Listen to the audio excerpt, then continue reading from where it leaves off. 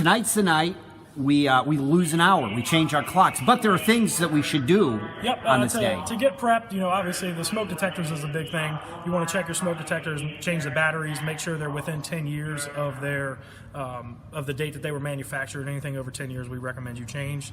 But to go along with that, there's some other safety things that we look at. Check your carbon monoxide detectors as well. Even though wintertime is the time, we're going to be using heat systems more, that we're more apt to use them. It's still a good time to remember to check them.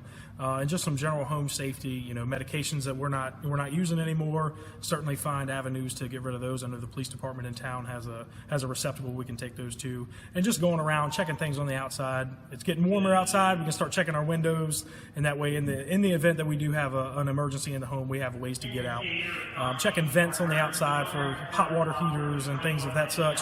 We're out cleaning up leaves, cleaning up our mulch beds and all, making sure stuff isn't getting jammed up in those, and things are venting properly and not backing up into our house. 10 years for smoke detectors. I didn't realize that. Yes, sir. Yep, 10 years. And most of them now, when they come, they have an internal battery that lasts for 10 years.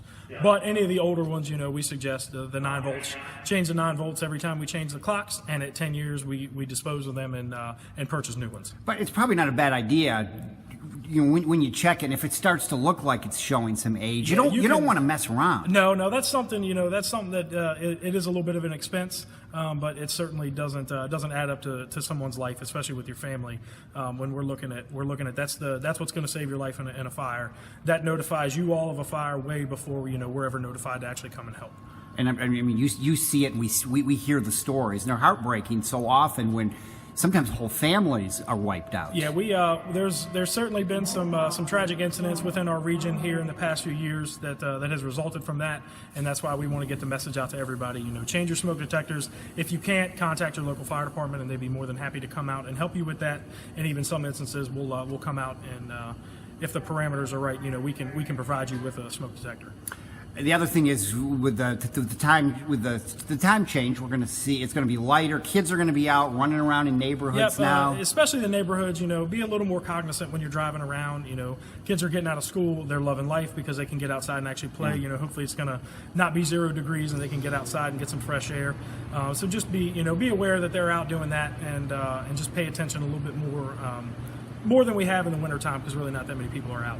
Well, sometimes we look upon it as a hassle to change the clocks, but for you guys, for the fire department, this is a good reminder, because we can tend to forget about smoke detectors. And it's a big thing to forget. And everybody that has a house, it chirps in the middle of the night, and what do? We want to go take the battery out. Don't do that. Next time you go to the store, buy a couple 9 volts. Again, it's a little bit of a cost, but it's nothing.